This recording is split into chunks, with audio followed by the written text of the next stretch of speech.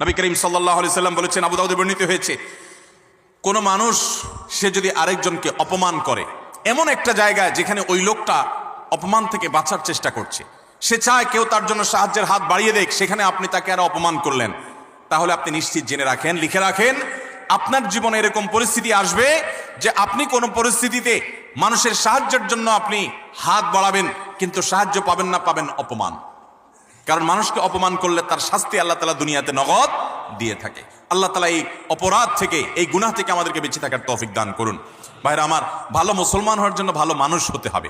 আপনি কয়েক বন্ধু মিলে একসাথে হাসি ফুর্তি করতে পারেন, আনন্দ তামাশা করতে পারেন, খেলাধুলা করতে পারেন, ক্রীড়া কৌতুক করতে পারেন, শরিয়ার সীমানায় থেকে আপনি সেটা করতে গিয়ে কাউকে নিয়ে আপনি হাসাহাসি করতে পারেন। একটা মেয়ে হাঁটে হেঁটে যাচ্ছে, আপনি দেখে ওই মেয়েটাকে শুনিয়ে শুনিয়ে এমন কথা বললেন যে কথা শুনে মেয়েটার মানসিকভাবে আঘাতপ্রাপ্ত হচ্ছে, আপনি তাকে অপদস্থ করছেন, নোংরা কথা বলছেন। যুবকদের মধ্যে এই রোগ আছে না নাই? জনে জনে ঘরে ঘরে আজকে এই রোগ ভরে গেছে। ভাইরা আমার, আল্লাহ আপনাকে বিবেক দিয়েছেন, আপনি আনন্দ অবশ্যই করতে পারেন, আপনি অবশ্যই কৌতুক করবেন, আপনি অবশ্যই ক্রীড়া করবেন, আপনি অবশ্যই রসিকতা করবেন, বন্ধুদের সাথে মজা করবেন, কিন্তু আপনার মজা আরেকটা মানুষের কষ্টের কারণ, আপনার মজা আরেকটা মানুষের অপমানের কারণ হতে পারে না।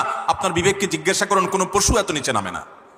আল্লাহ তাআলা আমাদের যুবকদেরকে সঠিক এবং সুন্দর পথে চলার তৌফিক দান করুন।